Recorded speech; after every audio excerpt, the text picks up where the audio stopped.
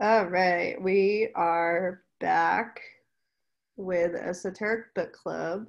I'm Evelyn Zuel of Astrom Council here with Analisa 6 of Cosmic Lady 6, and we are discussing chapters 20, 21, and 22. This is the second to the last meeting, and we're so close to the end of this book. How many of you have started these big ass books and then got to the last chapter and just closed it and didn't finish? So many. Like almost every book I read. Same here. I don't even know what, it must be a subconscious thing, but a lot of times I'll just get to the last chapter and just put it away and never read it again. But this time it's different because we're holding each other accountable for that. And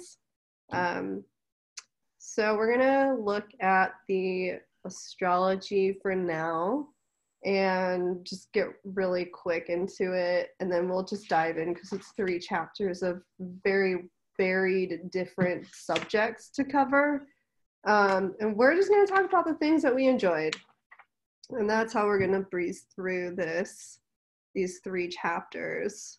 So I'll share my screen so that you can see what the chart is for right now. And we're starting this pretty late at 10 p.m. So the sun is all the way down here in the 5th house, making its way into the 4th of domicile and sacred womb, sacred safetyness. And the sun is in Libra, making a square to Pluto. Well, it's waning in its square, so it's coming out of a square. It had hit the exact square probably the day I got sick, and that was on the 13th, so just a couple days ago, or a few days ago. And when the sun makes a square to Pluto, there is a drastic need to make some sort of a shift or bring to light a type of shadow experience that's been going on for you in your personal life, and it can be reflected in your reality through politics or cultural changes. And Mars is in passive aggressive AF Libra. How fun, making an opposition to Chiron and Aries. And so there is a sense of defensiveness going on, passive aggressive defensiveness happening with that opposition. Chiron and Aries, when did that go in? Like just this year, recently. And it's what, a 7-year experience that we're going through, where fun. Facing Uranus. Oh yeah. Oh gosh. Sorry. Today is the day of, I don't know. We're breezing through this. I think the sun square Pluto and Mars Libra experience, and oh yeah, Mercury in Scorpio and Venus in Scorpio and Chiron in Aries has been just an emotionally draining day and week for us. I'm also getting over a cold. I've been working 24 hours for the last week. And it's affecting my mood. But with the moon in Gemini, it's easy to talk about things that you pick up from the ethers, things that come into your thought process that maybe you don't have a fully deep understanding on yet, but then, you know, get attached to a certain belief as we are making this square with Neptune and the moon, very immutable square between Neptune and Jupiter and the moon, of kind of attaching your beliefs to an ideology out of possible illusion and projection, from information that you may not know a lot of a lot of depth on, and that's Gemini. Gemini is the communicator of ideas. And like the trickster Hermes, which we'll learn more about in chapter 22, I believe, who rules Gemini, Mercury, there's a trickster quality to this moon in Gemini where it switches up the status quo. It goes left when you think it's going to go right because it thinks it's fun to play games like that, or it thinks it's fun to stir up the pot a little bit. And that's also, when we talk about Gemini, oftentimes there will be a label of the trickster, and it's because of that mercurial aspect to Gemini, where there isn't necessarily a whole lot of attachment to the words that Gemini will say or use to express itself. There's a bit of detachment, emotional detachment from those expressions. And Jupiter in Sagittarius is projecting out big ideas, big concepts that affect people on a massive scale. Sagittarius is the natural ruler of the 9th house of publication, mass communication, and marketing as well. And so there is a detached communication with what's being said, belief systems and ideologies. And the moon was void, of course, coming into a square with Neptune, so it's not really in a great position with that aspect coming up for today. And then to top it all off, we have Mars in Libra, who's like, I'm gonna say how I feel, but in a very roundabout way. And not actually get to the point of how I'm feeling, and I'm just gonna argue with you because I like arguing and it feels good. I have Mars in Libra, by the way, so I am kind of speaking to experience. I also have Mercury in Scorpio and Sun in Libra, so I guess this chart is unfortunately familiar to me. But so I feel like I can speak to some authority with this chart. Chiron in Aries is the wound around identity and who you are as a person, as an individual in your surrounding areas. Chiron in Aries is, we're crying out for individuality. Look at me. This is my pain. Look at how in pain I am. That's the wound. The thing is, though, with the wound Chiron in Aries is that everyone has a wound. And with Chiron in Aries, it's easy to get swept up in your own personal wound and trauma and see it as something special and different and unique and separate from everyone else, which is an individuated Aries experience. And so with the Chiron in Aries, it can be difficult to have the empathy for other people's wounds and hurts. But also it's a champion for those who cannot speak up for themselves or feel wounded. And Chiron in Aries will be kind of a leader in pioneering how to go about the healing process. It'll create new avenues for healing. It will force you to heal your damn self and not really wait around for someone else to save you. So we have a lot of individual saviors, I guess. And it's in the very early stages of Aries. So we're just getting the hang of this energy and we're just getting to know it. And with the first degrees of a sign, we're really, really working off of the basic levels of that. So very full energy. Yeah. Do you have anything to add? No, I thought all that was really good. Okay, cool. Next. All right. So chapters 20, 21, and 22 I think are actually kind of the most interesting chapters of the whole book. I mean, in terms of the fact that he's kind of giving his rounded perspective and research into the various avenues of alchemy and a more modern understanding of it. And we'll get to that later, but chapter 23 is Alchemy of the Millennium. And so we're getting into what this actually means for us in our modern lives, which I think sometimes it can be tough to identify with this very ancient language unless it's translated for this day and age. So we're getting into a space where we're understanding a bit more for ourselves. And there's a quiz that he gives us in this chapter, right? Yeah, in this chapter that allows us to reflect on our own growth process and to see from a objective perspective where we are. So chapter 20, the chemistry of miracles.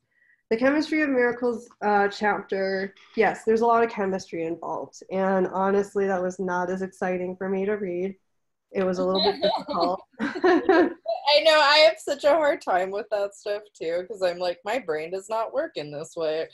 And I think it's one of those things where it's okay if you're like, oh, okay, I'm learning it. Gemini way. I'll let it go. Yeah. As I see fit. But he goes into the history of tarot, which is the most interesting to me. He goes into so much in this chapter. I know, I really loved all that tarot stuff. Oh, I loved it too. So much. Obviously, I mean. Yeah, I don't even want to talk about the chemistry because it wasn't as exciting, but you know, some of you might find it fascinating. And you know what? Fine. For that fact, I will say that the alchemy of tarot.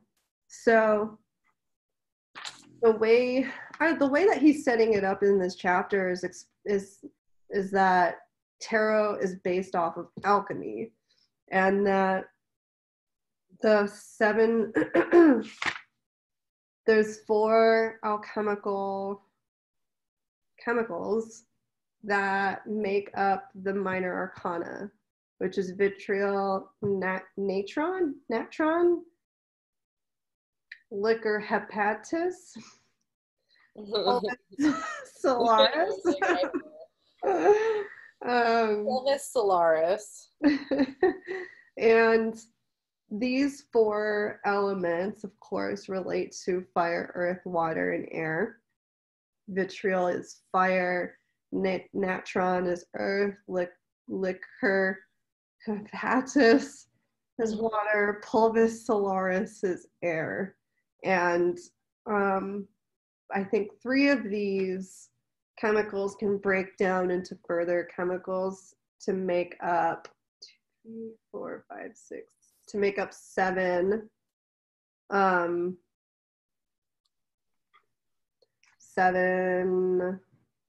expressions. He goes into the numerology of it too, which is fascinating.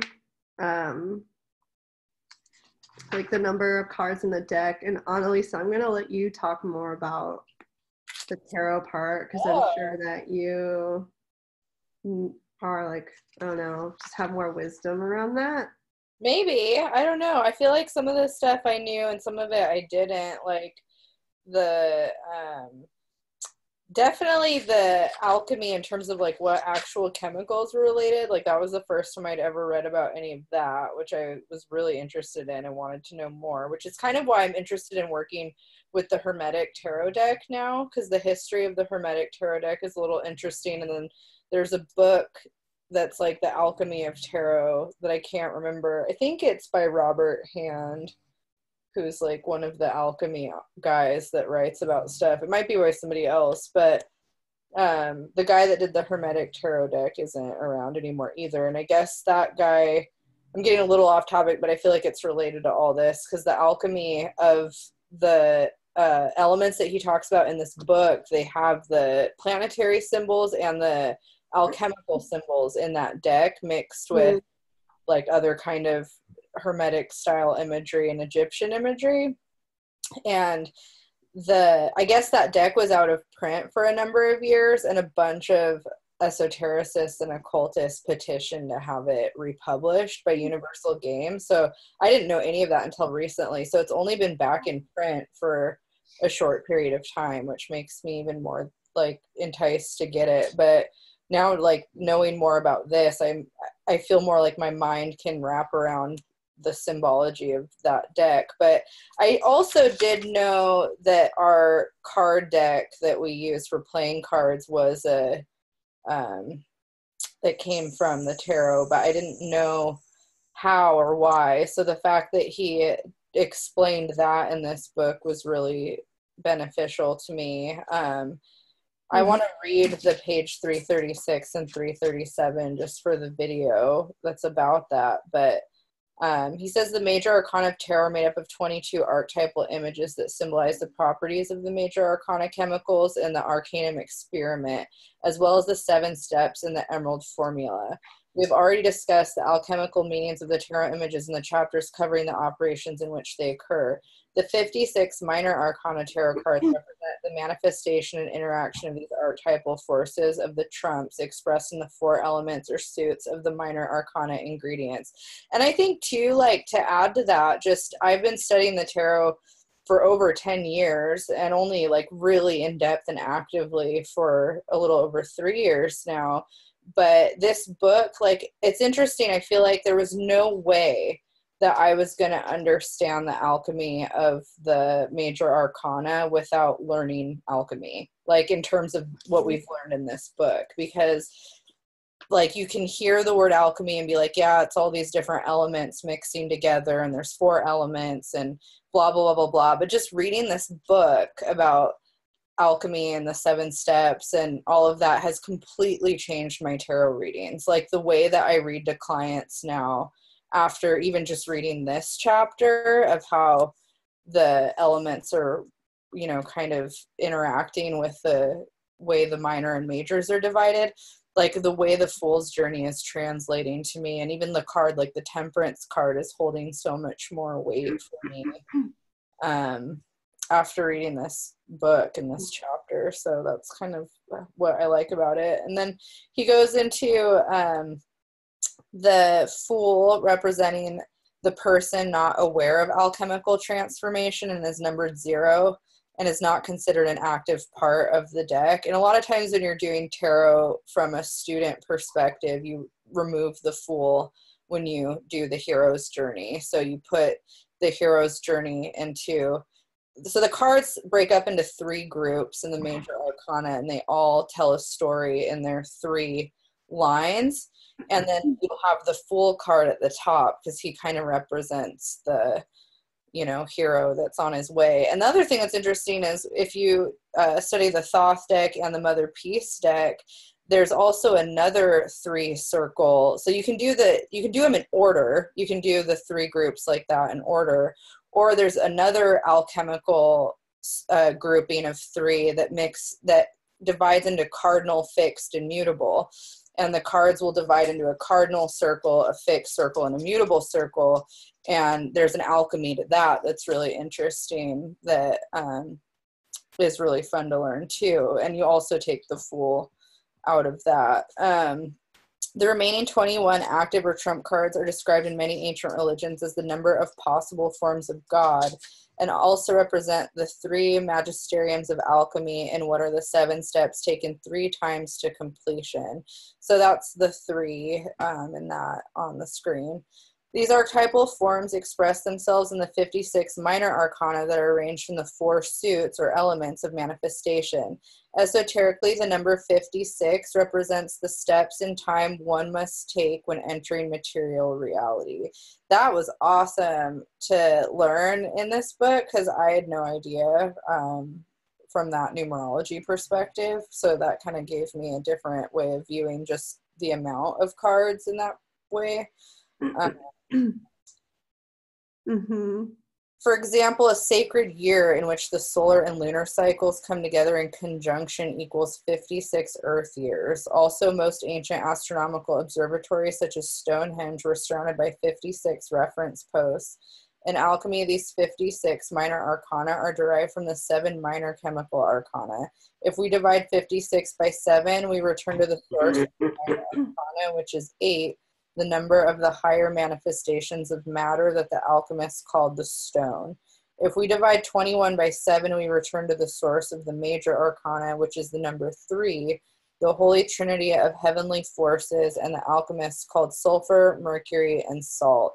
And I think that was the other thing. I'm trying to remember the other grouping of circles that you can do for the 3 cardinal fixed mutable. Those also relate to the sulfur, mercury, and salt. So the cardinal is the masculine polarity, the sun energy circle.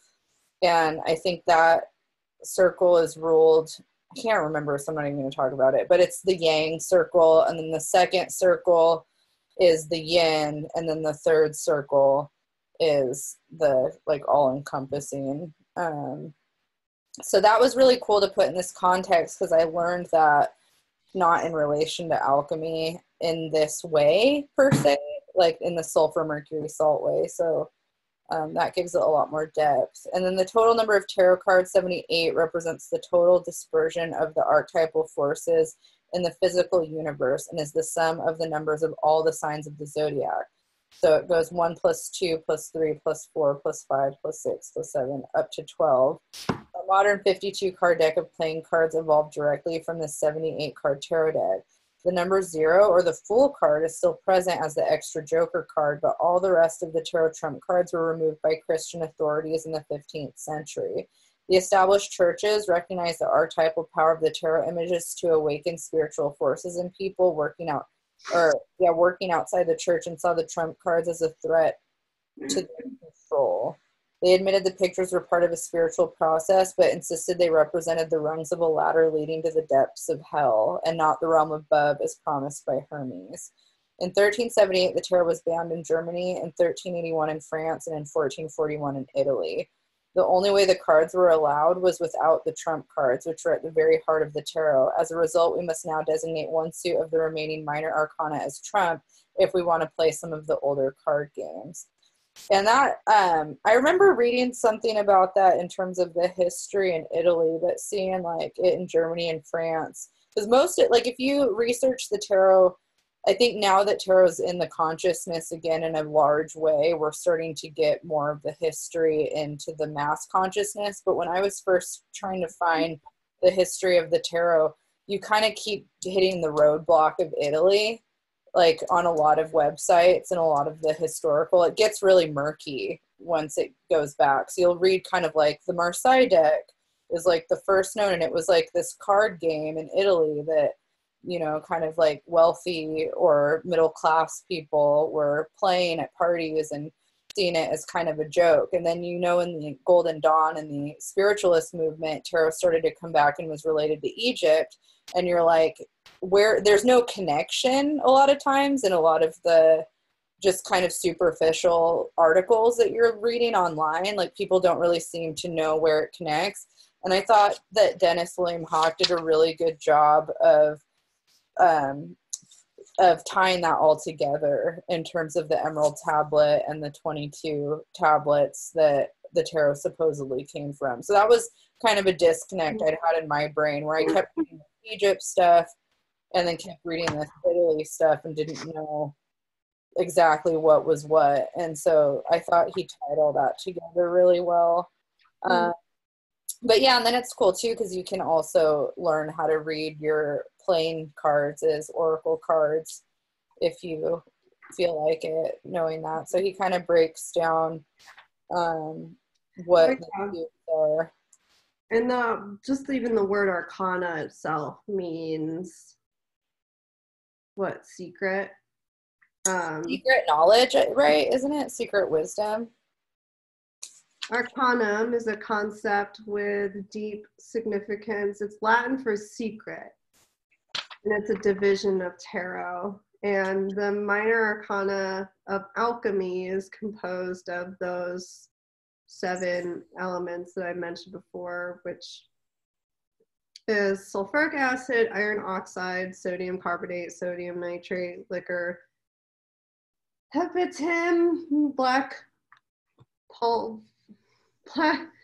pulvis solaris, and red pulvis solaris. So that's the minor arcana, which is the 56 cards that we are accustomed to. And like you mentioned before, the 56 is the division of 7. How many times? Let me count. 8. 8. Return to the source of the minor arcana, which is 8. Yes. So 8's a sacred number of infinity, infinitum, continual experience and expression, and also power too. So to go through the 56 steps is to accumulate a self-authority or self-power, because 8 is a power number. And he also says that the major arcana represents the archetypal elements, and the minor arcana represent their expressions in reality, which we may know at this point. But the minor arcana are like daily experiences. They're things that come and go. Normally they're things that you don't dwell on for a long period of time. Although time is actually signified, but in the court cards, mostly. I have a interest. Yeah, I would say that yes, and also in the major sometimes. But I feel like there's a lot of different ways to tell time with the tarot, and I think that the way that I've benefited from most is using your natal chart in relation to the astrology of the cards versus putting too much weight on which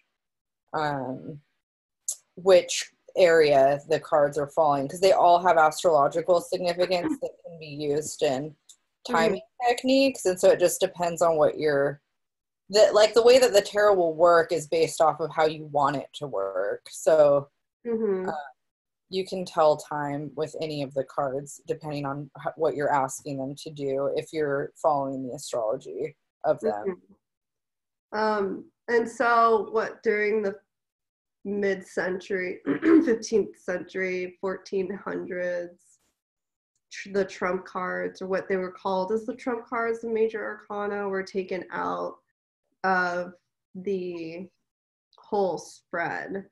And like you read in the book, because of Christian ideology kind of taking that power away from the common people, but also the ancient Egyptian priests did the same thing for a period of time as well, where the priests wanted to be the one to represent these archetypes for people, or to somehow have some sort of control over them.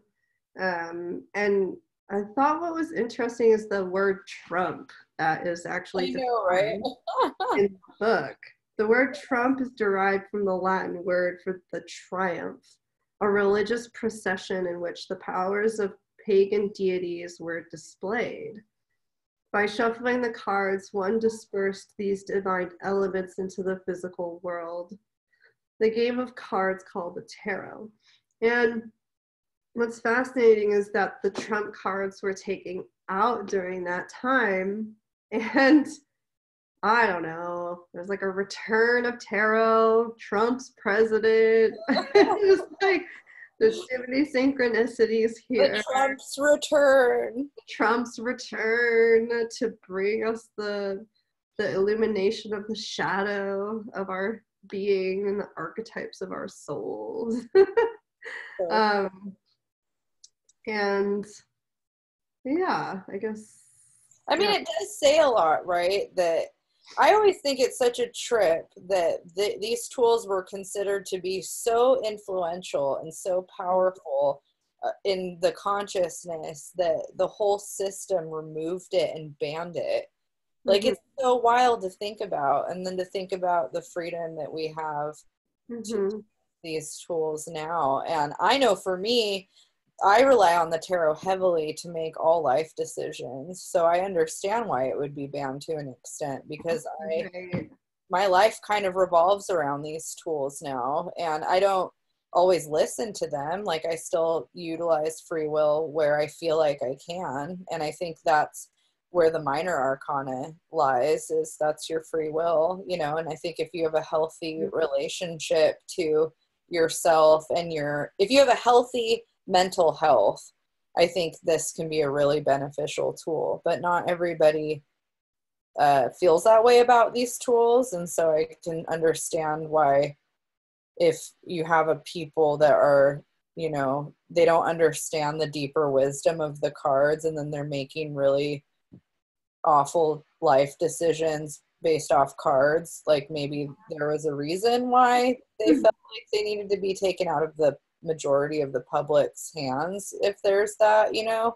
Because I think that one of the things, this is me getting off subject a little bit, but one of the things that does concern me when these things get into the consciousness in an elevated way is we do see the return a lot of times of like cults and, you know, irresponsible spiritual power, like, being used on people and people being susceptible to it.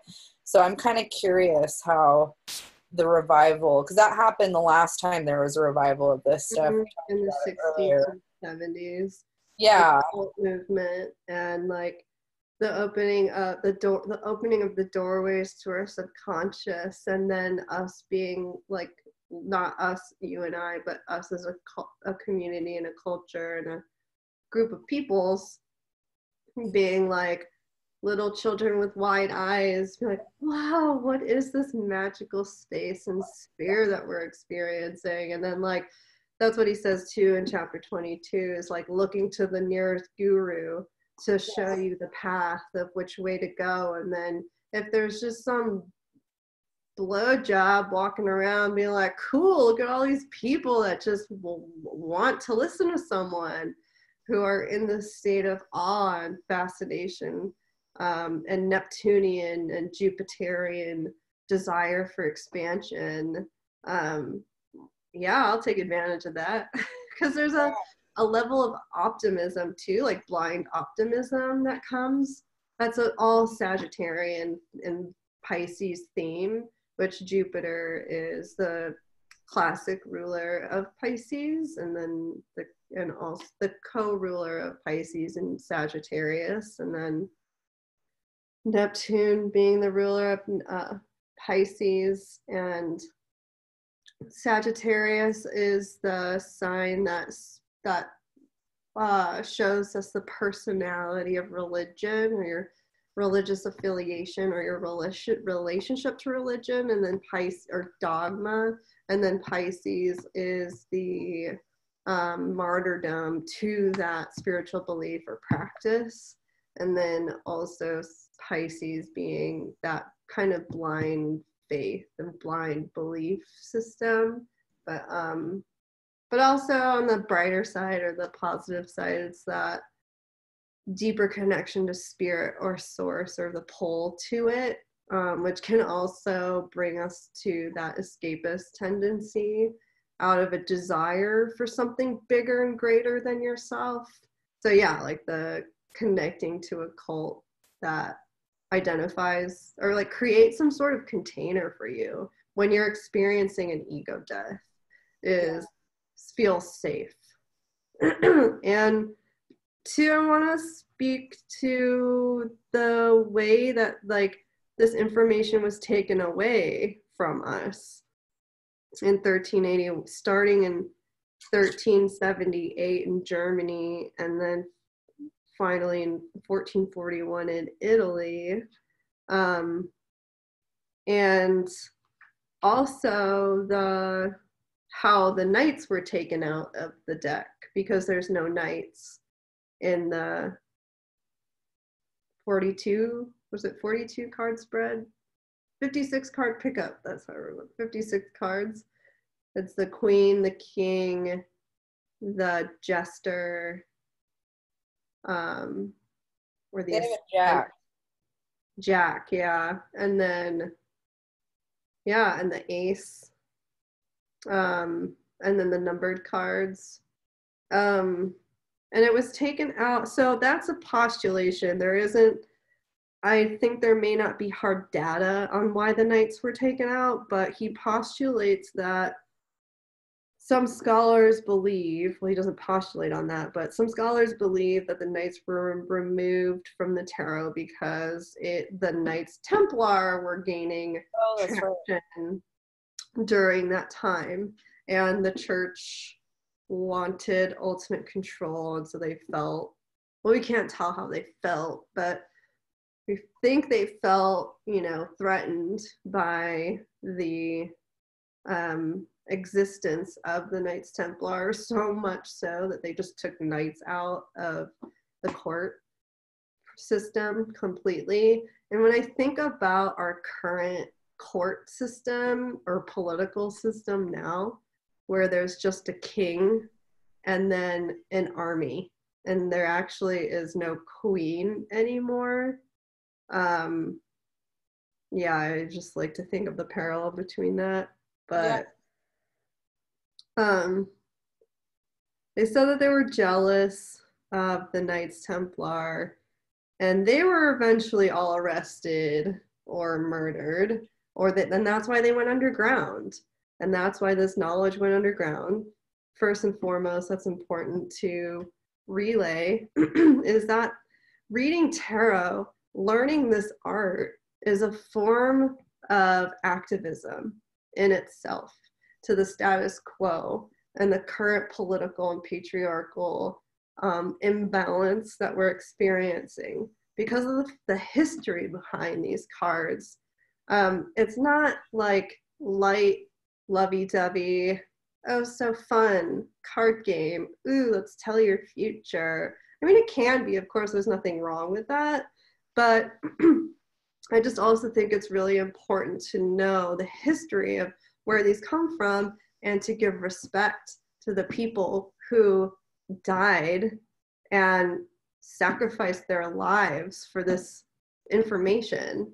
These images, these pictographs on these cards have existed through time. They've existed through religious persecution over centuries, and they've existed through, and it's because they went underground, and it's because they were kept hidden and secret for us, so that we now in our modern 21st century age, in this country of freedom of religion, can pull them back and learn them.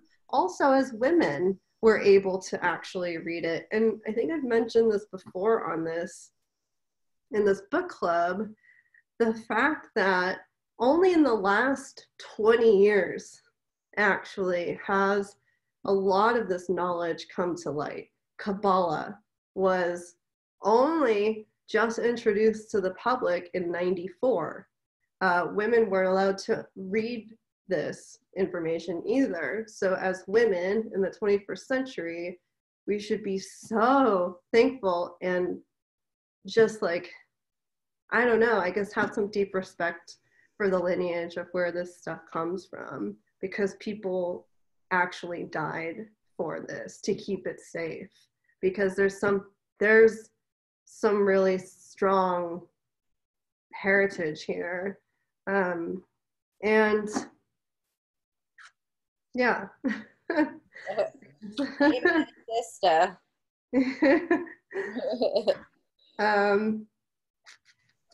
Oh, so what else? What else does he talk about? He starts talking about the tablet and the chemistry of the tablet. Oh, yeah. And somebody named Dr. Latz was determined to single-handedly recover the lost knowledge. So he was a doctor in Germany. And he, yeah, and that's interesting too. Like, our modern medicine stems from this work. And what this doctor said back in 1868 still holds true. But what does he say? My professor taught me that the better the diagnosis, the better the cure. But the perverse falsehood of this saying lies right before our eyes. As doctors, we are very capable in our diagnostic talents, but our ability to cure lags far behind. We know how to recognize malignant tumors, pneumonia, syphilis, meningitis, pox, cholera, arthritis, angina. Angina? The list goes on, but all we can do is watch as our patients suffer. Medicine used to believe that any disease was curable. That was because thousands of years ago, physicians had knowledge of alchemy. So when they took this information and knowledge away from us, they also took away our healing capabilities and our ability to heal our own selves and our own bodies. And that's also something he talks about within this chapter.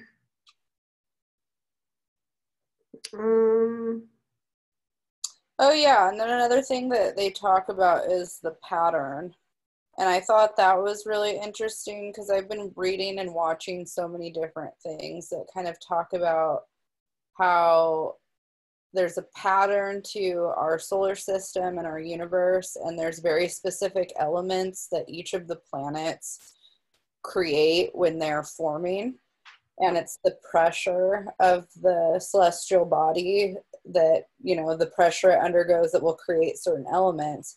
And the distance between each thing and where the earth is in relation to the sun dictates whether or not there's water on the planet in a way that can breed the type of life that we have. And I feel like that's the pattern, right? The pattern that is in all things, quote unquote, is the pattern that makes what we're experiencing capable to be a real thing. And so he kind of talks about the alchemy of that, like what is above is below, from 342 to 343 in depth. He talks about it. They also refer to it rises from earth to heaven and descends again to earth, thereby combining within itself the powers of both the above and the below. This passage not only describes what happens when the liquor hepatis and pulvis solaris are mixed together, but also what happens when the mixture is added to vitriol and natron solution, the occult water prepared earlier.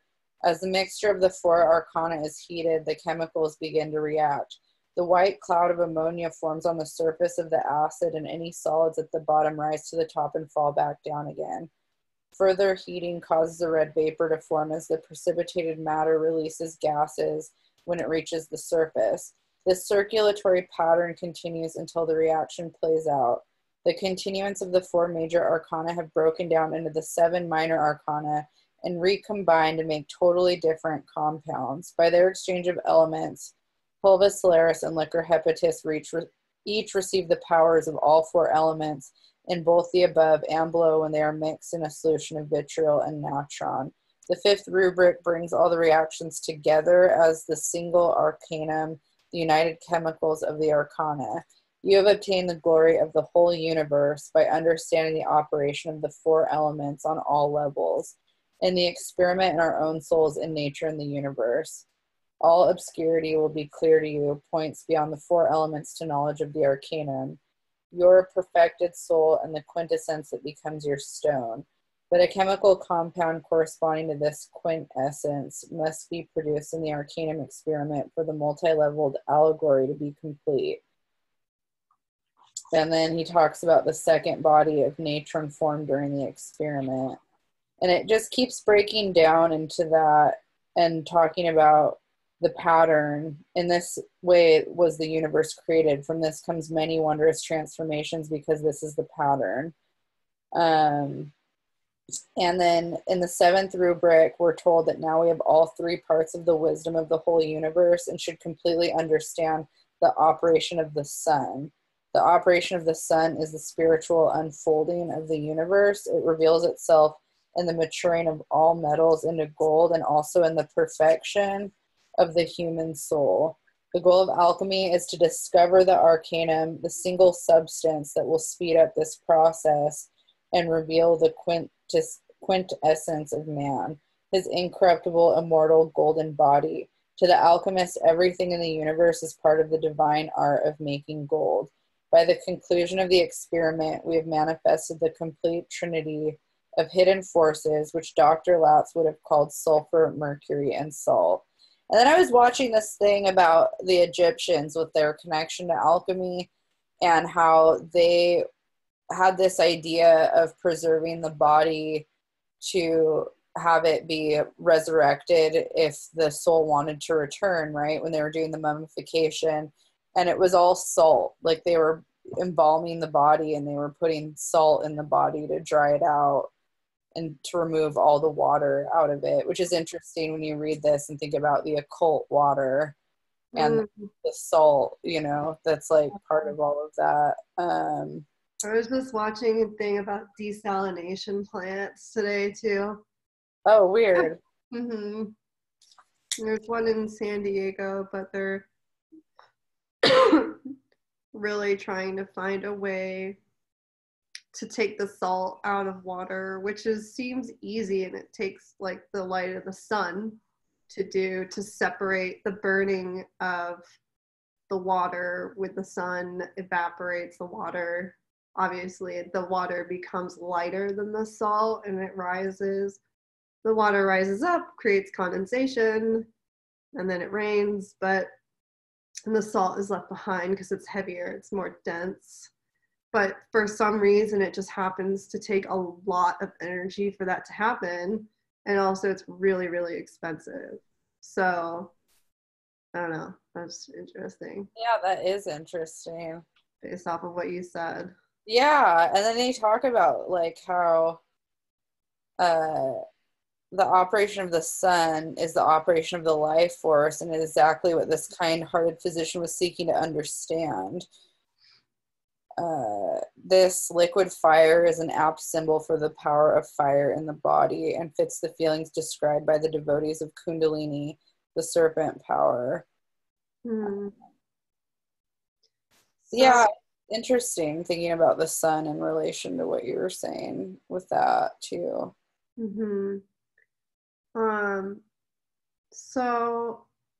Also about the major arcana and the transformation of the self.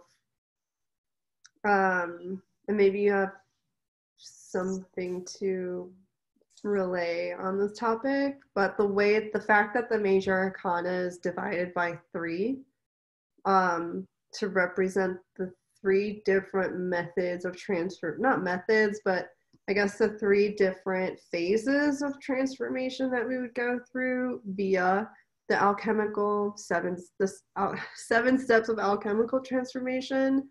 Because when you take the Fool out of the major arcana, which is, like you said, what you normally do, because it represents the unalchemized or the person who's not on the path, then you just have the 21 cards, and then divided by 7 is 3.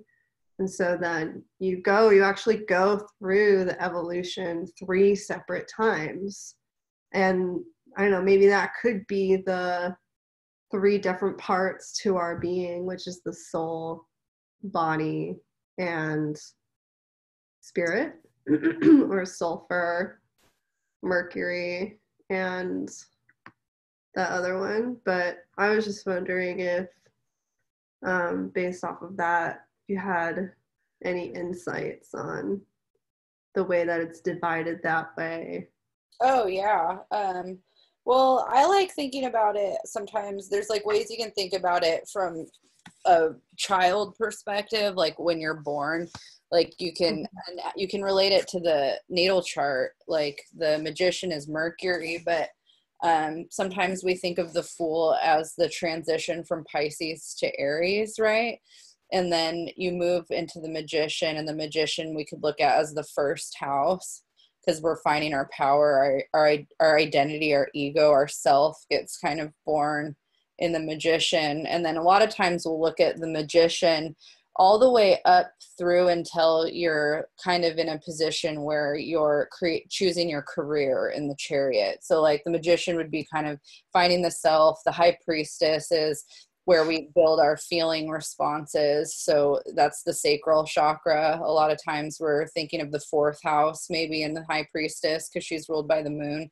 So our intuition, so the Magician's the ego, the self. The High Priestess is, you know, our intuitive. We see the Magician as above, so below, but a lot of times in the Magician, we're kind of focused on the above, and the High Priestess is really where the below happens. And then the Empress and the Emperor, they're the mother and the father of the deck. So we kind of look at our relationship to the yin and the yang again. The Magician and the High Priestess, we have it in a personal way. The Empress and the Emperor, we start to experience it more within our family structure and how that structure is operating in the world. The Hierophant we see as like when we enter the educational sphere. And so we could see the Hierophant when we start going to church, and also when we start going to school and we start learning in a disciplined way the laws of our world that we're in and kind of the way our society is operating. And then in the Lovers, it's kind of like we look at the Lovers is when we get to the 7th house in the chart. So the way that I see the Fool through the Emperor is like the 12th house through the 6th house, or sorry, to the Hierophant is like the 12th house through the 6th house. And then the Lovers is when we start getting to that part of our chart where we're starting to respond to the rest of, we're starting to relate. We're starting to kind of correspond to opposites. And in the Lovers, we're learning how to relate to the world, just not within the self in such my education, my father, my family, my feelings. We're starting to want to unify with others. And then in the Chariot, we're starting to see, like, you know, maybe we've graduated from college, we've got the partner, and now we're kind of, you know, okay, I know what I feel, I kind of know who I am, now I'm ready to go out into the world and kind of do my thing. And so I feel like that first tier is, if we were to look at the way in which our world is operating in the mundane sense of materialism, it's that first tier. And when we decide after the Chariot that there's more to this than just going through the motions of building a family, getting married, and finding a career, we start entering the second tier, because it's in the second tier that we start getting maybe into finding meaning in our life.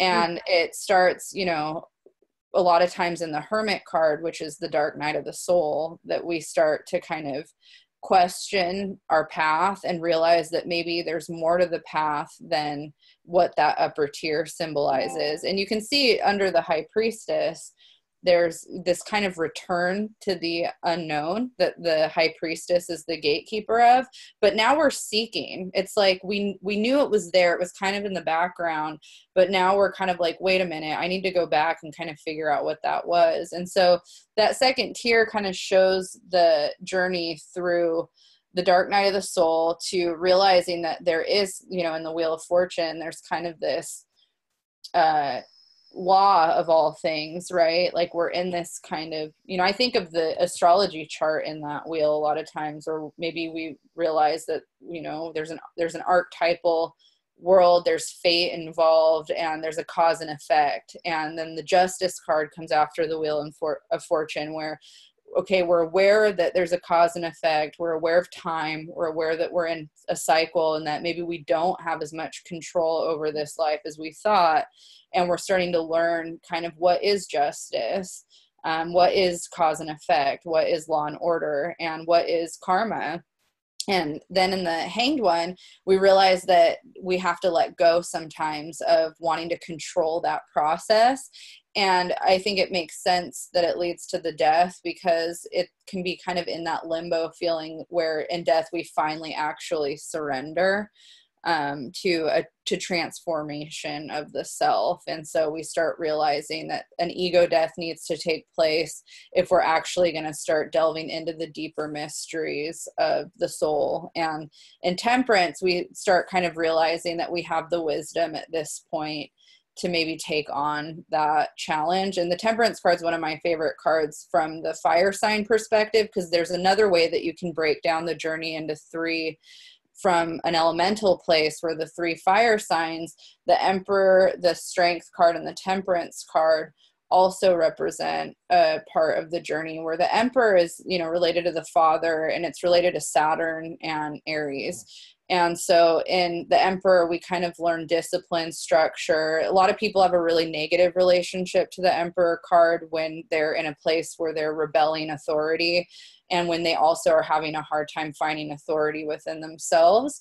But when you get to the Strength card, you start finding the authority within yourself. The Strength card is a card of courage, and you don't necessarily feel like you have to maybe cower or have as many issues with power dynamics. You're actually learning how to harness your own power so that you can be your own authority, and in a way that's controlled. It's Leo, so it's fixed fire, whereas the Emperor is more of that cardinal activating of Saturn and Aries.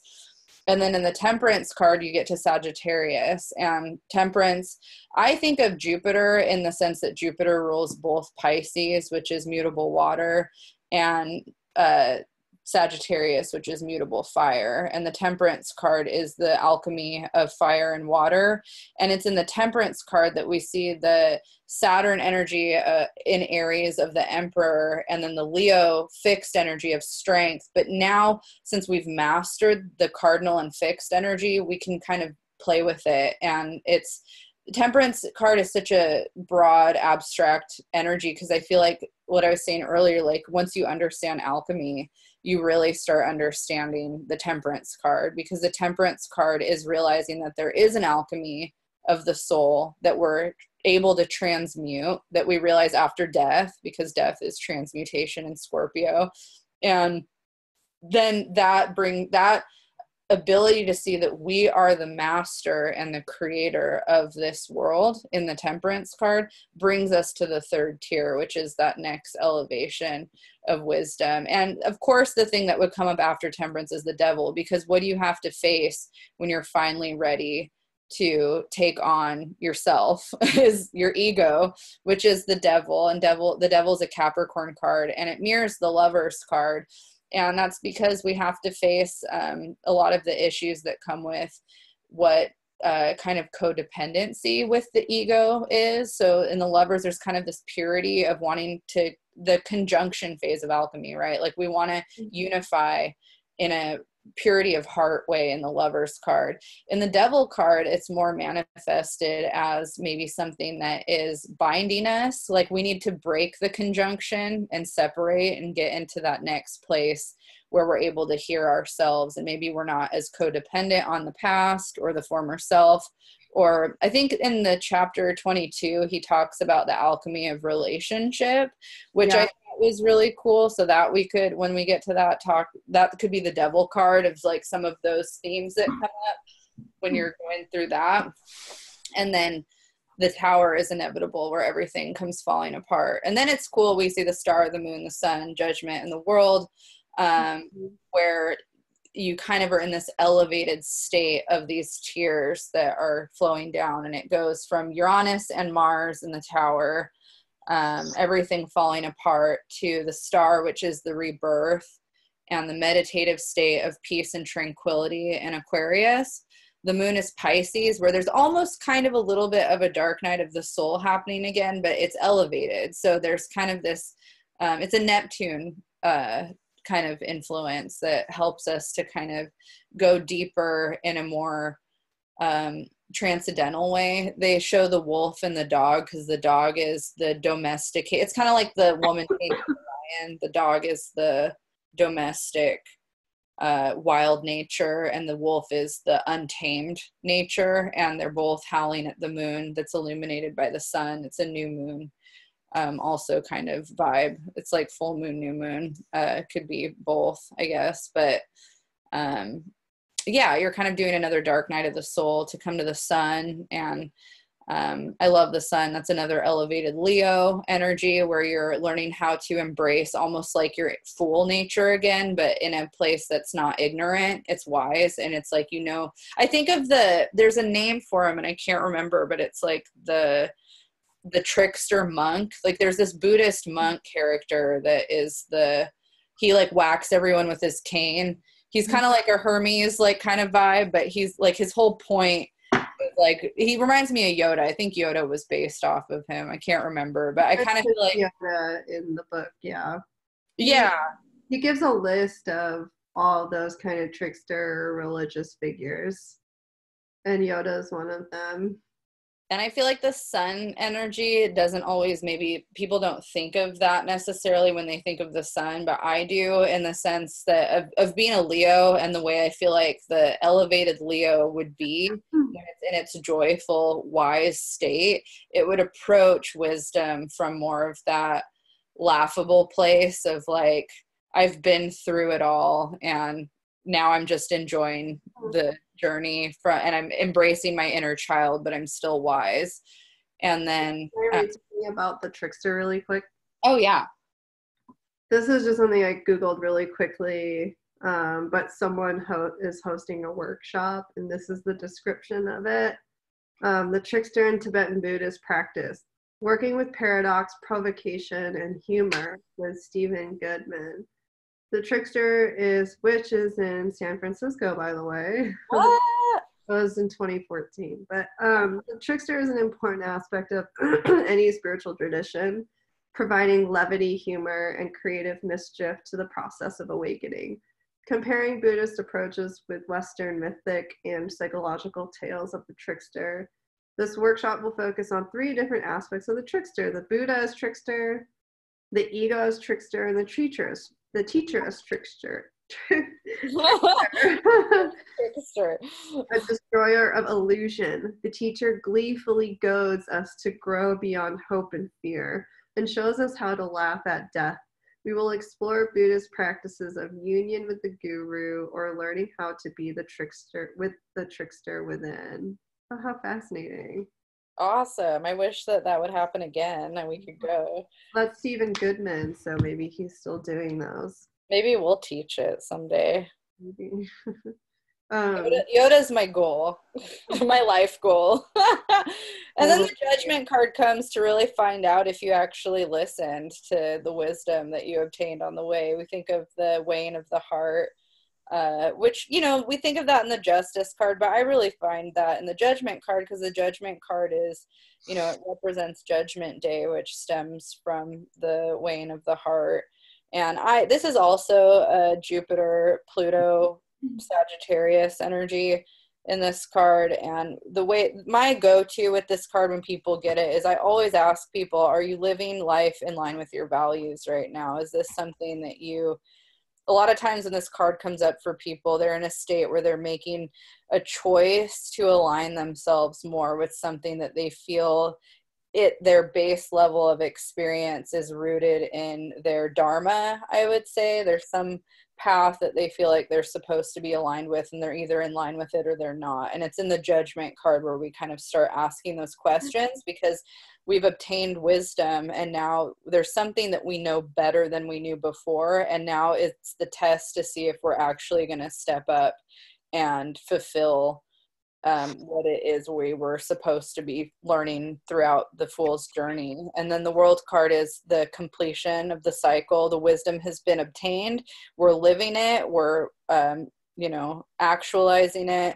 And then once we end that, we start the whole thing all over again. And that's a Saturn card. That's another energy of Saturn in the fixed signs that are shown on the corners. Oh my God, thank you for going through all that. Yeah, I love it. And I've been teaching this a lot, so it's really fun for me and awesome to revisit. And then, that's just that breakdown. When you get into the other, like cardinal fixed, yin yang, all that stuff, that's just like really insane, because there's a whole nother way that the cards split into 3. Mm-hmm. And they have a new What? Sorry, but for the alchemical aspect of it all, the way that it breaks down that he was saying is that like the first of the card would relate to calcination, like the first of that group, and or like the second would be disillusion, and then like the third would be separation. And I don't know if you can draw anything from it, but I'm just going through them all. And then this one would be conjunction. And then this one would be fermentation. And then this one would be distillation. And distillation, sorry. And then the last one, coagulation. So we like go through these processes on a continual basis in varying different ways and varying degrees as the cards represent for us. I don't know. This one doesn't really make a whole lot of sense to me, the conjunction.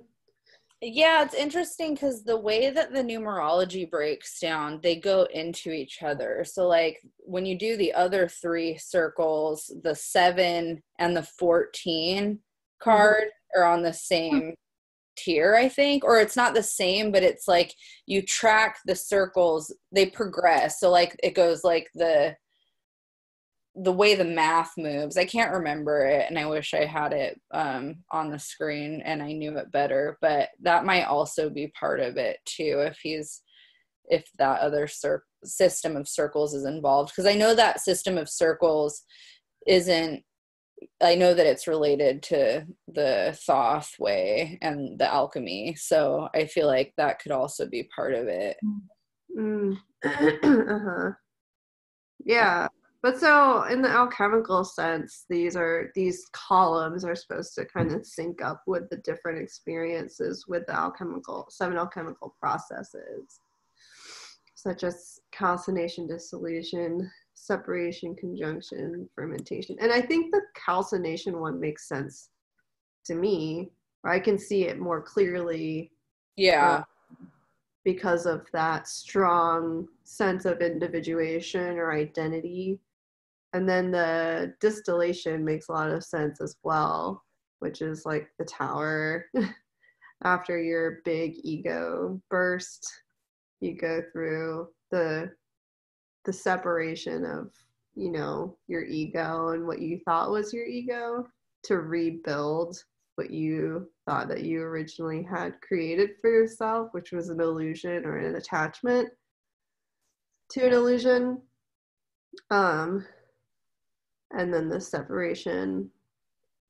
But yeah, I guess, I don't know if it makes sense to you in that way, but maybe it does on like the experiential level.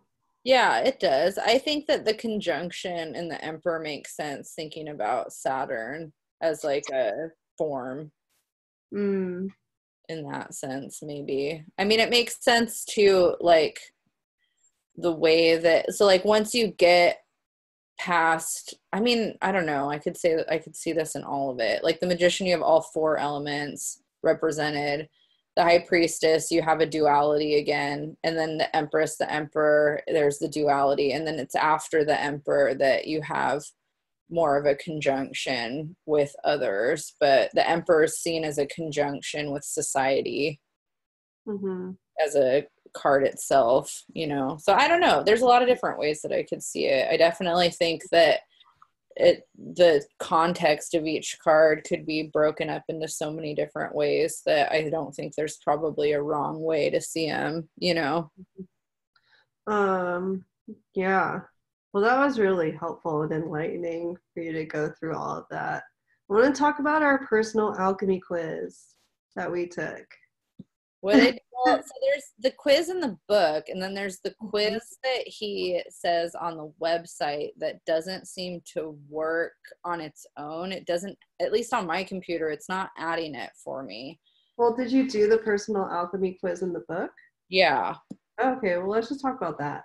That one was hard for me because I got negative, and then he said if you get negative, you're just at 0, which means that you're at calcination. And then if I negative. Wait, there was potential for negative? Yeah. But you're supposed to just do 0 through 5. Yeah. How would you do it? He says it in the book.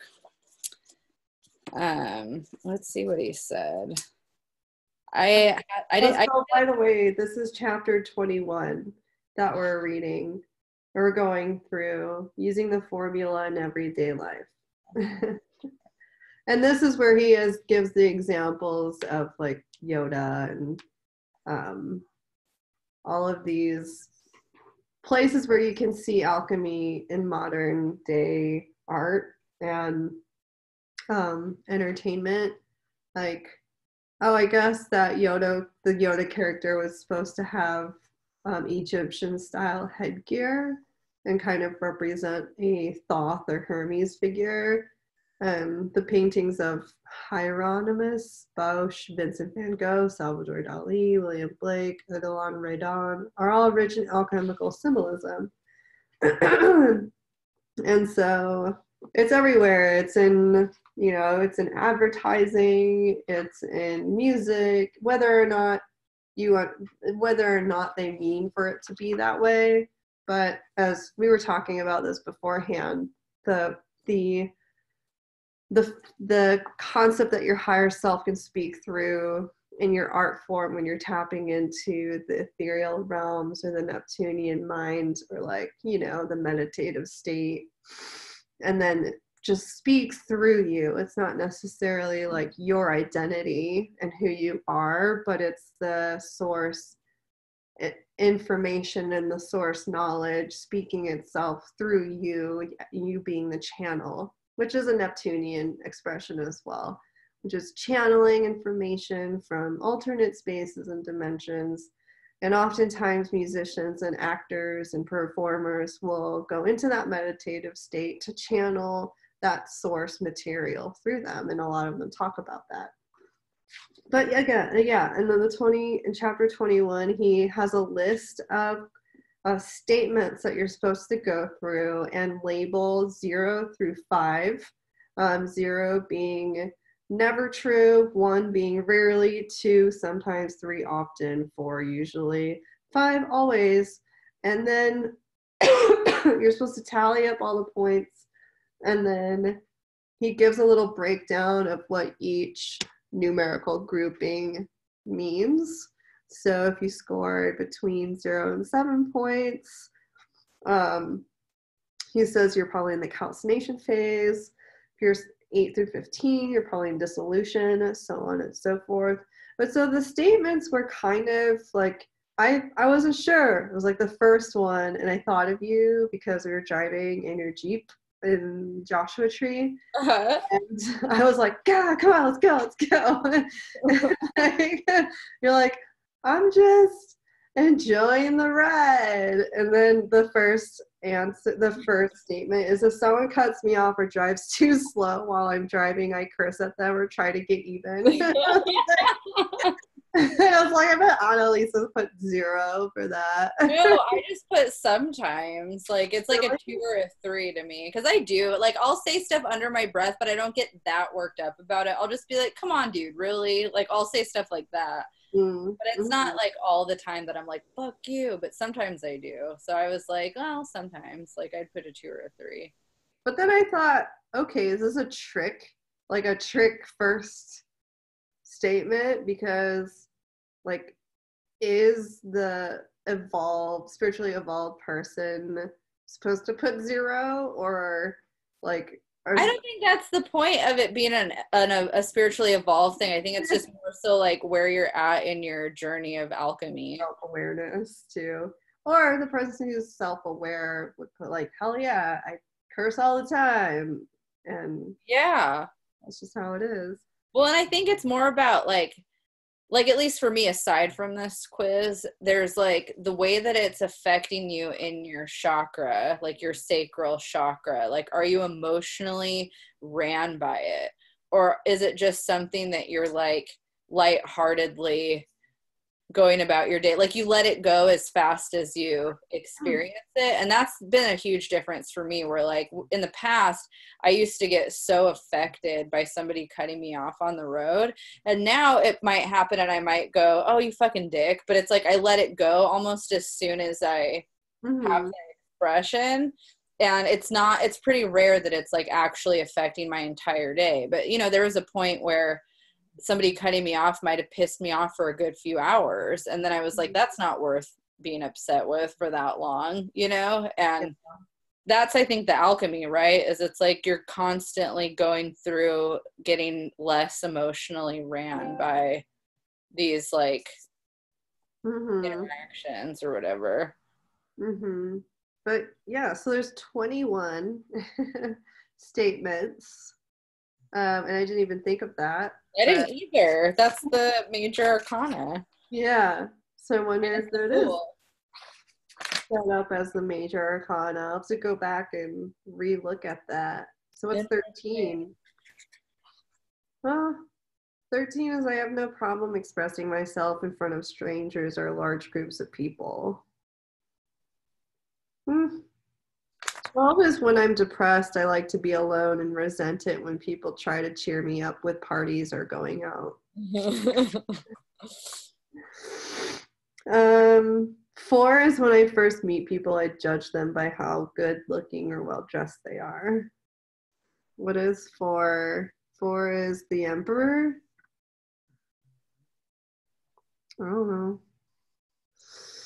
Well, anyway, so you got negative? Yeah, so this is what he says. He says to score the personal alchemy quiz, add up the numbers entered for questions 1 through 10, then add up the numbers entered for questions 11 through 21. Subtract, what?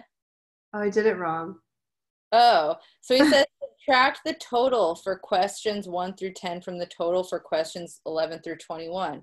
That is your score. Any negative scores should be interpreted as a score of 0.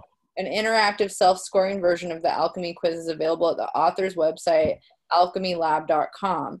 So the way that this worked for me in the book was I did this on September 30th. So that was a while ago. So I don't know what today, how similar it would be. Probably not that much. I don't feel like I've changed that much probably since then. But I got 14 for the first part. And then I got 39 for the second part. And so you're supposed to subtract the total for questions 1 through 10 from the total 11 through 21, which for me is negative 25. So that equals 0, which means that I'm in a calcination. And it's funny because when I took this quiz, I did not relate to that. I was like, I am not in a calcination. I don't relate to this at all. But right now, I actually relate to that a lot. So part of me wonders if I just wasn't self-aware that calcination was beginning again, if that makes sense. Because right now I feel like I'm totally in a calcination, which is funny to me. But I looked like the 1 through 10 for me was a 14, so that was dissolution. And then the 11 through 21, which is the 39, was fermentation. And if you go on the website, so if you go on the website, he has it broken up into a lunar score and a solar score. Oh, interesting. Yeah. And he has a question, there's a riddle. He says, read the ancient riddle and make the selection that comes closest to what you believe the answer might be. And the riddle is, the key to life and death is everywhere to be found, but if you do not find it in your own house, you will find it nowhere. Yet it is before everyone's eyes. No one can live without it. Everyone has it. The poor usually possess more of it than the rich. Children play with it in the streets. The meek and uneducated esteem it highly, but the privileged and learned often throw it away.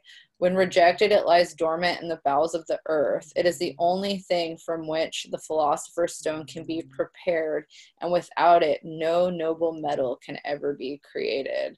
And then you have the option to pick as the answer of the riddle, either energy, matter, light, God, soul, love, or hate. What would you pick out of that? Definitely not energy. That's what I picked, but the first time I picked matter. I picked matter, and then today I took it again, and I chose energy instead. I guess kids play with it, but what does it say? The poor... That's the one thing that throws me off. The poor have more of it than the rich. Yeah, it says the poor usually possess more of it than the rich. Children play with it. Soul. Both? I'd say soul. Soul. Oh, yeah. Oh, yeah. And the rich throw it away. Isn't that a riddle? I feel like that's a riddle. Like I've heard that before. Is it in this I know. book? It sounds familiar, huh? Okay. Well, I recalculated my answer, and I got -8. So we're both in calcination. Which, when I first did it, though, and I just added everything up, it said I was in fermentation, and I really resonated with that. And also, I pulled the Hanged Man recently, and that's supposed to be in a fermentation zone, and I really resonate with that too. Well, maybe you are then. I kind of think you could read the positive and the negative, probably. If I read the 25, it would be a conjunction. And I kind of felt that at the time because that was when you and I started talking about joining forces with the business idea. Like that was right around the time. So I was like kind of relating to conjunction because I was facing my own issues around conjunction. Oh, yeah. Well, then I'm in calcination, apparently. But I want to take the test online. So can you say what the website is? It's alchemylab.com. And then there's a certain section that, like, link-wise will say quizzes. And you click on that, and it brings you to the personal alchemy quiz. But the thing that's annoying is it doesn't actually, see if it does it on your computer, because I've been on this website so many freaking times hoping that it would work, and it doesn't add them automatically in the boxes like it's supposed to. Oh. So I added them myself using what the system was in the book, and I didn't get it. I didn't do the subtraction, though, because he doesn't say to do the subtraction on this website. Yeah. I just added it, and then it said that it said my total was 68, which would mean that I'm in the, does it even say what? Oh, it says I'm in fermentation. Huh. I think. Yeah, it says I'm going towards fermentation. Sometimes.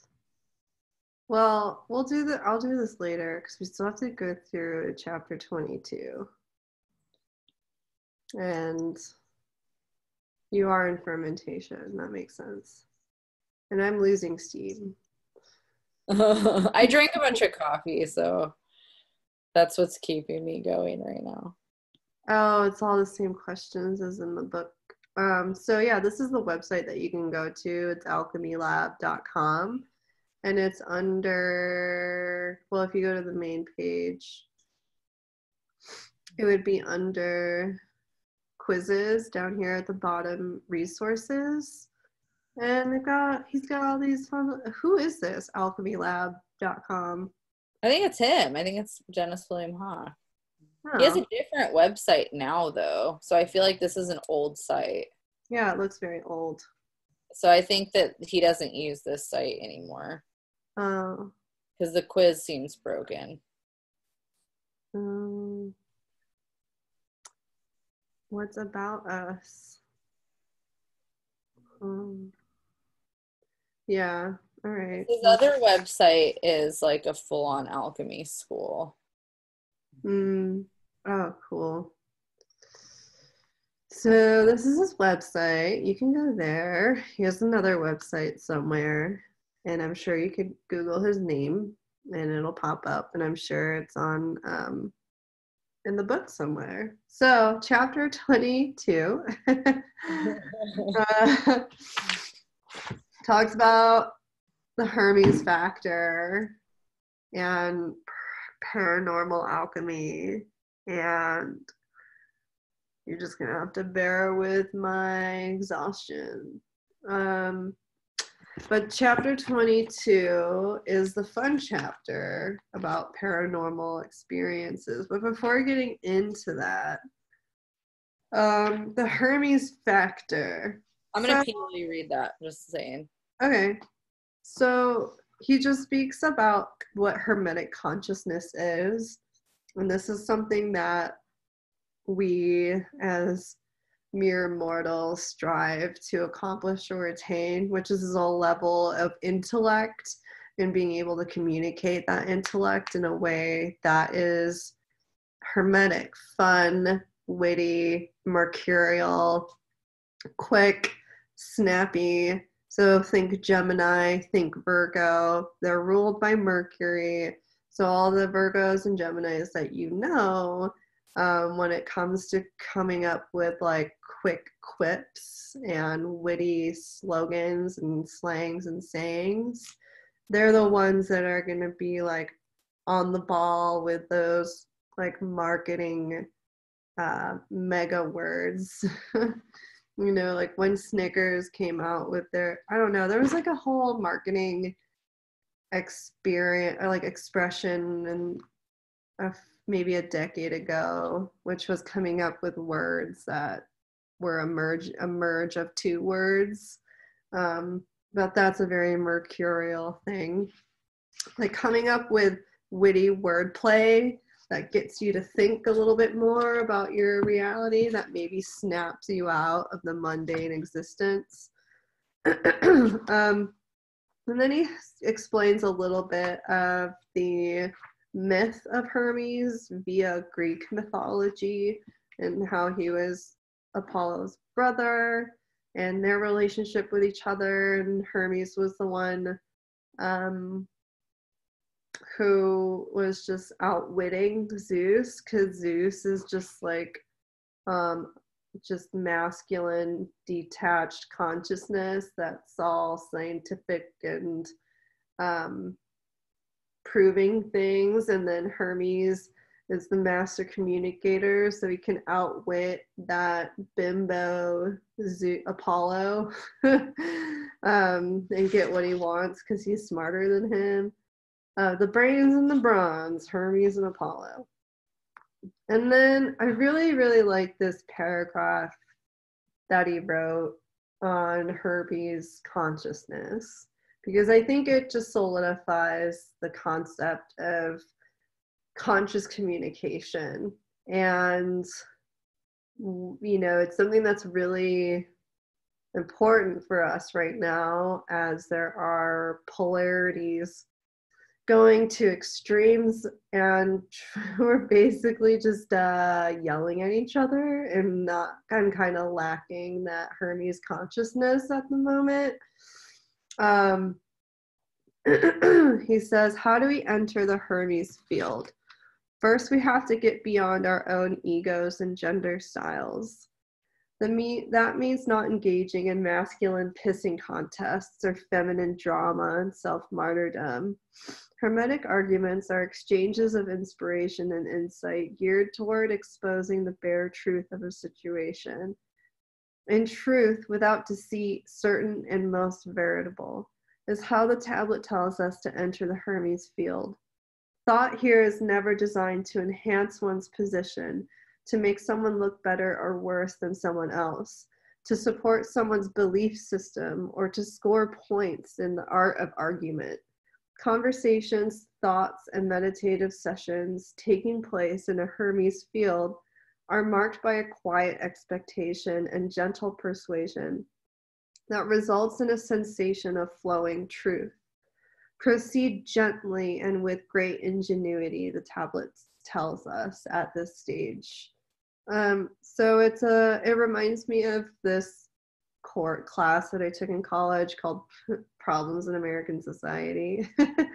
And my teacher, who was an activist in the 70s, was arrested for drug possession, but it was like, you know, one of those things where it was the CIA raiding people because there were like, it was during that madness, like the craze of marijuana and like free thought.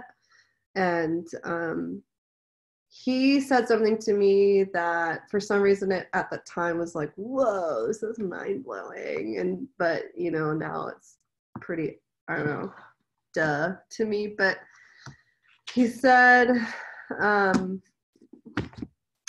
he gave this analogy of trying to get someone to see your perspective.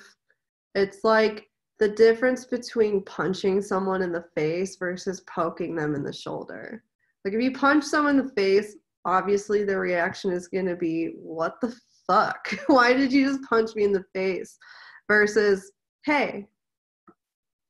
And that was it. That's all he said. And for some reason I was like, wow, that's so true.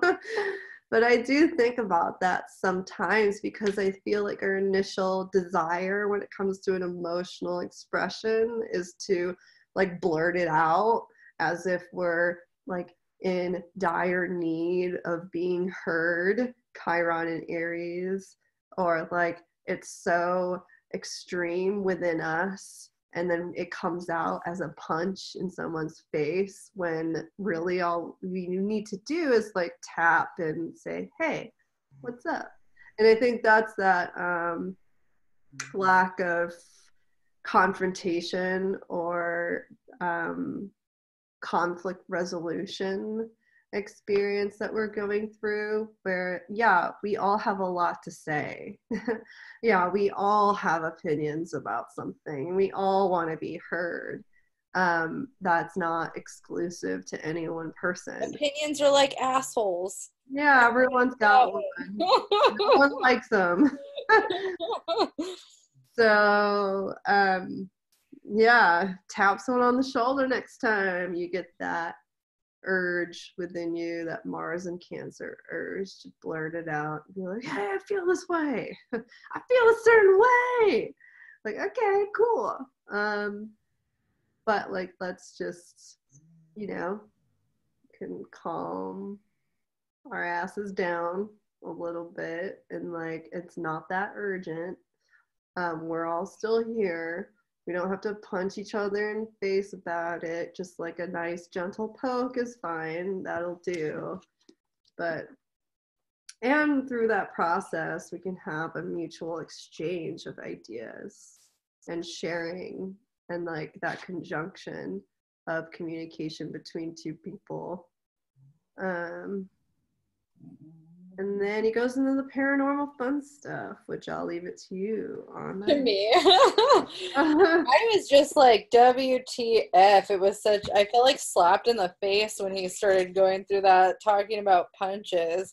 Like, reading all this, like, kind of philosophical stuff and, you know, history, and then all of a sudden he kind of whiplashes you back into where he had you at the beginning of the book with, like, alien stories and UFO stuff, and I was like, oh yeah, this is awesome. But then also it totally freaked me out because he talks about, I've never thought of Hermes and the energy of Mercury as ruling the paranormal realm in the way that he describes it, because I usually associate more of like the Neptunian stuff with that, but it makes sense before Neptune was even really discovered as a planet in an archetypal way that Mercury would be maybe more of what we would think of. So I liked how it kind of made me think of Hermes in a new way, that maybe it elevates that energy in a cool way. But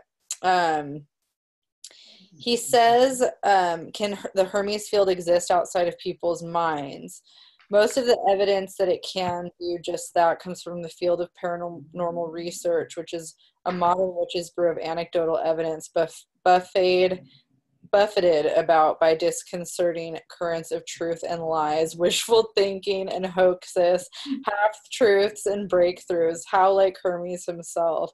And it's true, like the paranormal field is so hard because there's so many charlatans within it that have been proven to be charlatans, and then there's so much legitimate what the hell with all of it that it just feels like this really uncomfortable field of exploration, because you don't know. A lot of times when I know that, like, it's weird, like I know when people tell me their stories, they believe it, so they're, you know, looking at like, this really happened to me, but then you tell somebody your story and then all of a sudden they're skeptical about your story, but then they're expecting you to take their story for real. So it's like, it is Hermes, right? Like, it's very like that. It almost makes me think of Gemini in terms of Mercury ruling Gemini, where there's kind of this like back and forth of like what's real and the way that people interpret it depending on how it's affecting them. But anyways, that's my own mental process of it. So then he talks about his experience with the paranormal, and like he talks about it in the beginning of the book, like his own kind of calcination process of his own experiences, and then how that led him to the profession that he had in working with the magazine that studied UFOs and paranormal activity. And he starts telling this story about this group of people. He talks about abductions, but there's a particular story he gets into in the 70s. I'm trying to find it. It's in 1973. There's a group of people that live out in Grass Valley somewhere. I'm trying to remember what page it's on. In California? No, not that one. It's not Grass Valley. It's something else. Nancy Hansen, Illinois, Wisconsin. In July 1973, he calls it a calcination. Calcination began in July 1973 when 3 separate families from around the tiny lake started calling the police, the fire departments, reporting strange orange fires in the sky. The authorities responded over a dozen times, and on several occasions, officers witnessed the lights, but there was not much they could do to keep them away. After 2 years, they just stopped responding. At that point, the families banded together and contacted a number of UFO organizations, including 2 with which I was associated. I was asked to investigate and spent several days at the lake interviewing 11 different individuals trying to sort through their bizarre experiences. One of the witnesses, Nancy Hansen, kept a logbook of everything that happened. A couple of entries from her journal illustrate how innocently things began. So the first entry she wrote was July 1st through 3rd, 1973. She says, "We went to the other side of the lake and talked to a witness who said it looked like an orange light with a red rim. He had a lot of close sightings of the UFOs. He lives on the highest hill in that area." Then a month later, she says, a month and a year later, she says, "We now have one right over the lake. On closer inspection with binoculars, it resembles a fried egg, a large dark dome with solid light rim bordered with red and green lights. 5 witnesses watched it, and it showed up every night." And then he says, "Before long, the sightings of the orange lights became a nightly occurrence, and true dissolution began.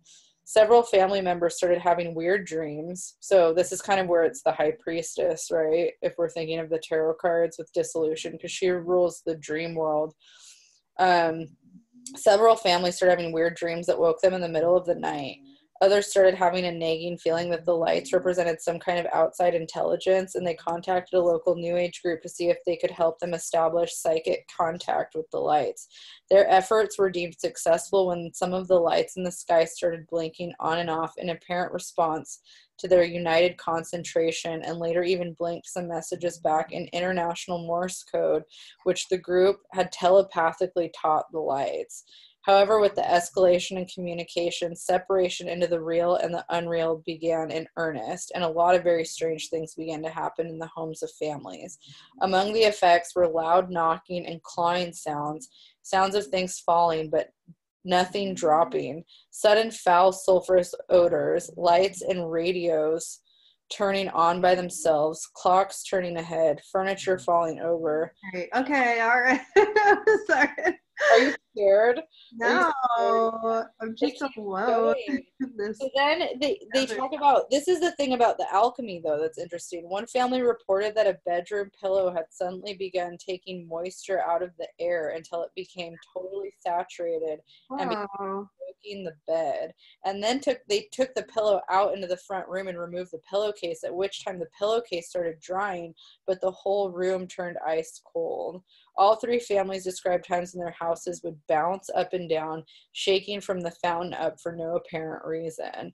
And then he goes into, so this kept happening to the family, and it got or the families, I should say, and it got worse.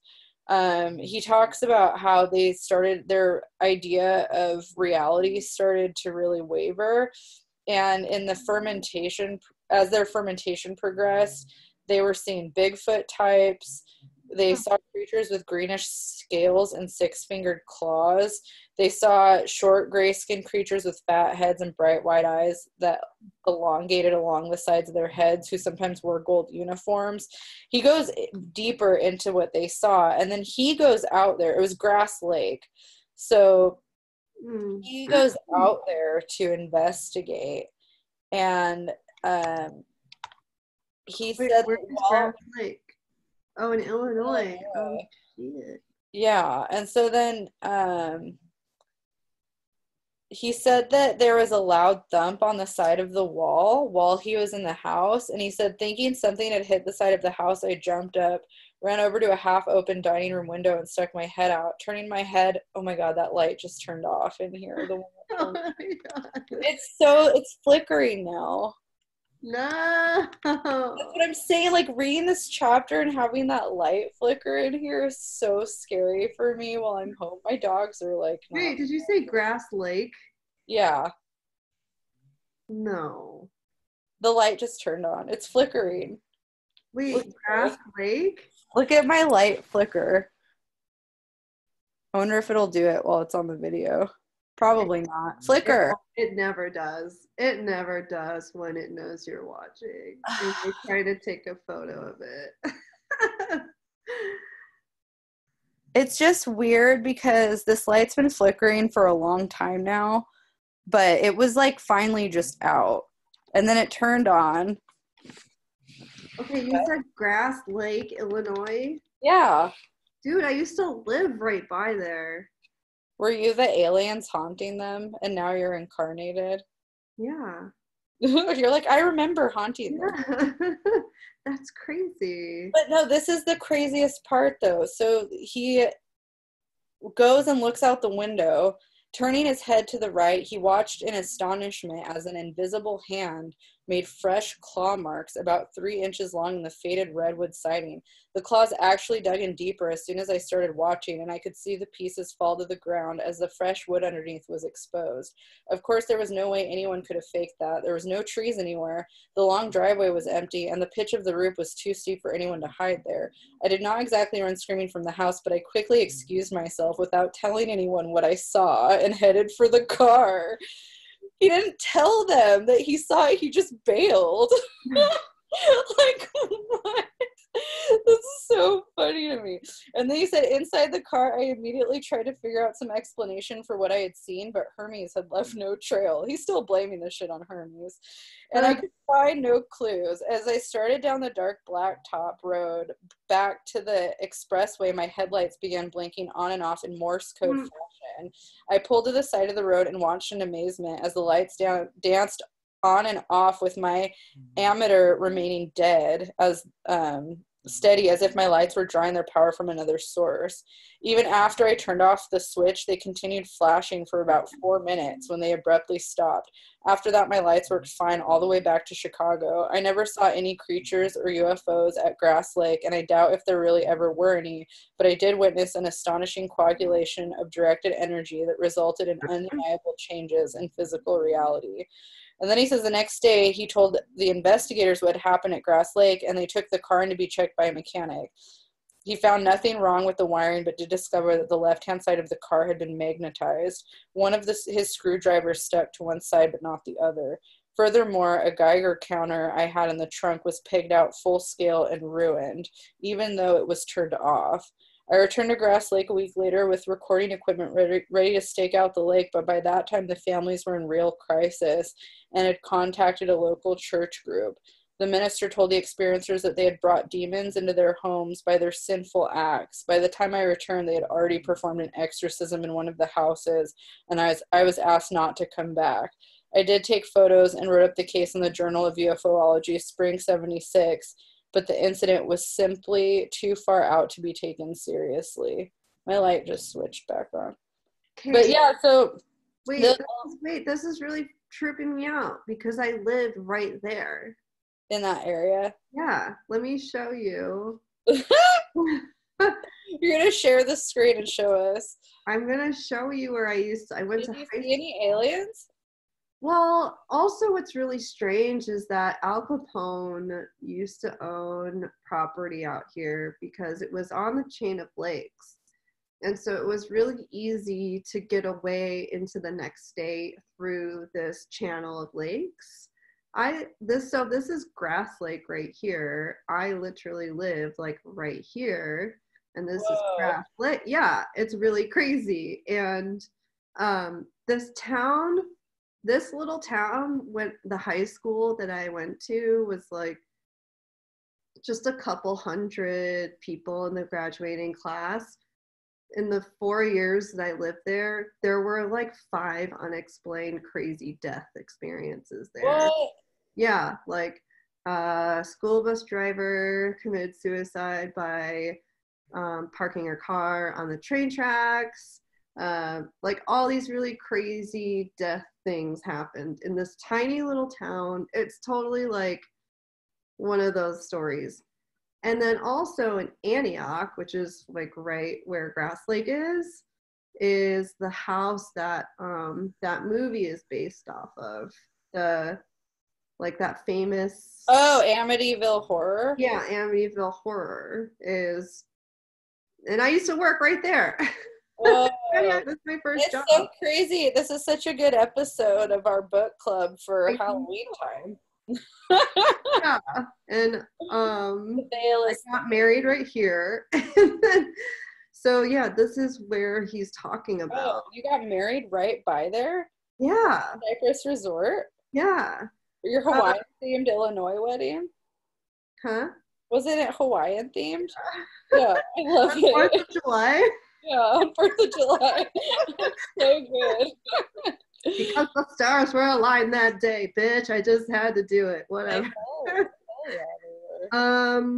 Yeah, so that's just really crazy. And that this whole little area is just like such a bizarre energy. And because Al Capone was stationed out here, this whole in Fox Lake, it has the highest, it's in the Guinness Book of World Records for highest bars per capita. Oh, whoa. Yeah. And it's also another small town of 9,000 people, which... Crazy. Yeah, it's a really weird, bizarre little, like... It's one of those places. If you want one of those experiences, definitely go to this part of the world. Reading this book, I don't like these types of paranormal experiences they're describing with like the claws on the, like I don't want any claws. Oh yeah, no, none of that. One of the things, I also experienced the most paranormal, unexpected things in that area too, like radios turning on and like doors getting locked. And I lived in an old house on the lake. There's like weird old vortex energy there. Yeah, definitely. Just like random deaths. It's just kind of seedy too, like a lot of drug and alcohol addiction in that area. Well, that detracts all that stuff too, right? Right, exactly. So, wow. That's wild. It reminds me of that show Castle Rock, that's the Stephen King show that's on. Like this town is like Twin Peaks. Yeah. That's that Castle Rock show is like that too. Little boating community. Yeah. With weird, scary stuff. Stephen King town. Well, I guess this is an appropriate topic of conversation for the time of year. Yeah, it's perfect.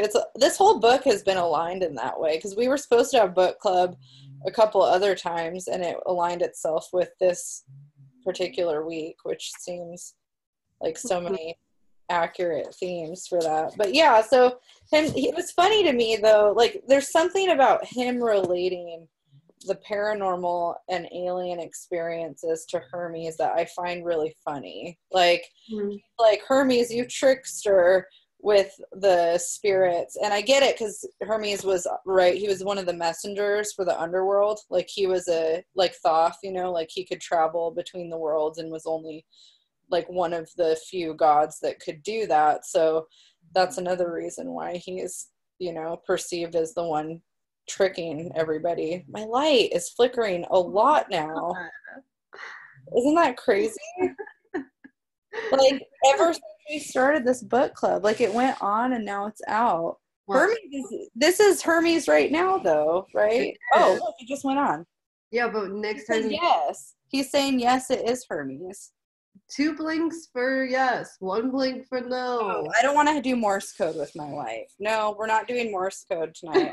I didn't set my space for a channeling session tonight, so I'm not find it. I mean, I know there's plenty of energies always trying to communicate with me, but I wasn't trying to do any of that tonight. It was funny because I was actually reading over some of my old channeling journals. Like I decided to open my first channeling journal I ever had, and it was inspiring me, and I asked my coven if they wanted to bust out my Ouija board on Halloween that I bought in Mexico. And now I'm like, after reading this chapter, having regrets. I'm like, I don't know if I want to open up my Ouija board on Halloween. I always Ouija on Halloween. It's turned into a tradition. That's definitely a Hermes trickster game to play because like trickster spirits come into that thing all the time. They're like, yes, I am Lucille Ball. Yes, you are a reincarnation. I hope I could talk to Lucille Ball like you did.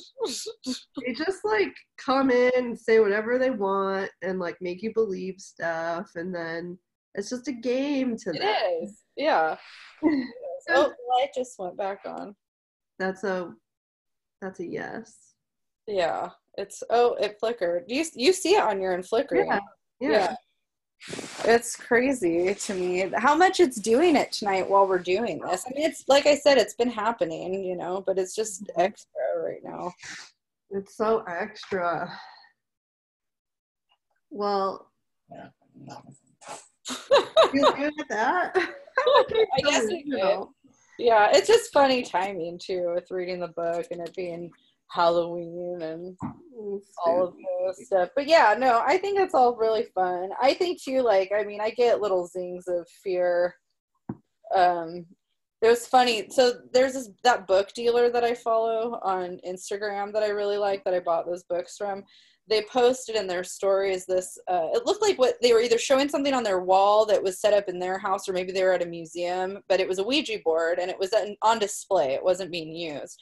And they got a response from somebody who was really worried about them having a Ouija board in their presence. And they basically were kind of trying to school this book dealer on, you know, evil energy coming through the board and stuff. And I responded, like, you know, in the way you can on the story, is just laughing at it, because in my mind, I'm thinking there's so much scary ass energy that's incarnate here. I'm more afraid of the incarnated energy than I am the ethereal energy at this point. And maybe that's ignorant. Oh, right. You have total control over the incarnate. It's the carnate that you don't have control over. Right. Right. All the free wills walking about. But so we're at 2 hours, and you're gonna leave me now with my flickering light. Yeah, now that we are fully in the Scorpio scaries. Bye. Sleep tight. Sleep tight. So the talk about the rest of the book. That's it. Chapter 23 to the end. The end. 25. And I don't know, homework assignments is just like do some work, do the work. Go to watch a movie while you're watching a movie. Watch it consciously, pick up symbols and signs, go back in the book and examine some of the illustrations that are in there, and just, I guess, see what you see. Go to a museum, even if you're in LA, go to the Getty and look at the works of art, and specifically the Renaissance art, if they have. I'm pretty sure they have a section of that. Most museums will have a Renaissance space, and just look at the symbolism that's used and how it's portrayed, the use of color. They had an alchemy exhibition in LA a couple of years ago, and I think it's traveling around maybe the country, maybe the world even, that I think the Rosicrucian Museum had a part in. But if it's around your town, you should check that out, because it'll have all of what we're talking about and some of the original illustrations there, which is really amazing to see, especially after reading this book. And so, yeah, the next time we're going to meet is undetermined, and it'll be uploaded. Well, I don't know. We'll record it like this and upload it. I feel like that's the best method. It's just going about it. Maybe I'll put an email out so that whoever has, been following along, but maybe not joining us in our meetings, can have the opportunity to come and chime in, and we'll just have a reflection session of the book and how we feel we have evolved in the past 6 months. Because when we started reading the book, it was Taurus, and we started the first ritual in full moon Scorpio. Or no, right? Is that right? We started the book. It sounds right. I definitely feel like that was close. Yeah. We started the book in February, and we started the ritual in Scorpio, full moon. Yeah, that's right, because we had a whole thing with the book before we did the... Yeah, it's been a long journey, and we'll be ending it in Scorpio season, so that's really appropriate as well. I'm over it. I fixed it.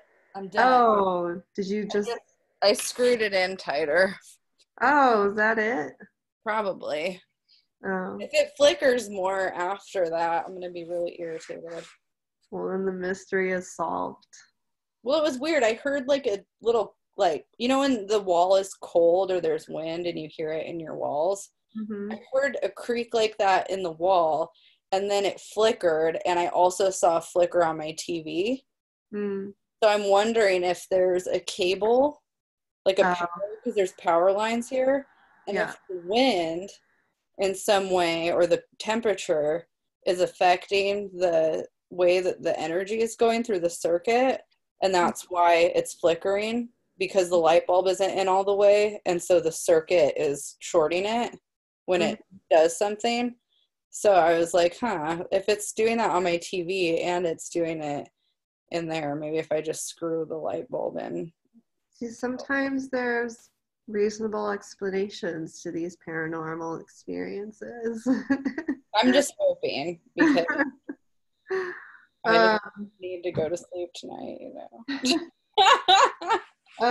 So yeah, we'll meet. I'll send out an email to give everyone a chance to reconvene with the book. And so we'll schedule it for a time when there isn't a lot going on. Probably going to be after Halloween, because it'll be after 31st and the 1st, the turning of the season. That sounds good. I like that idea. Yeah, there's a lot going on. It's Libra season. It's social. We've all got plans and parties to go to. It's true. We'll do Scorpio season when it's the time to release and let go and finish off. Look back on the year. Mercury's retrograde, and we're all crying about what we didn't accomplish this year. So, okay. It's been, as always, lovely. I'm like so delusional and out of it right now. I had fun tonight. I probably look like, oh my goodness. I looked stoned all night, and I'm not. I just look so messed up. Anyway, it's so windy here and creepy. Anyway, okay. I'll talk to you. All right, so I hope you all enjoyed this 2 hours with us. This is like the prequel to Mystic Parlor podcast. We're gonna get real creepy. Ooh. This is Evelyn von Zuel of Astrom Council and Analisa from Cosmic Lady 6. And we're getting out of here. Bye. Bye.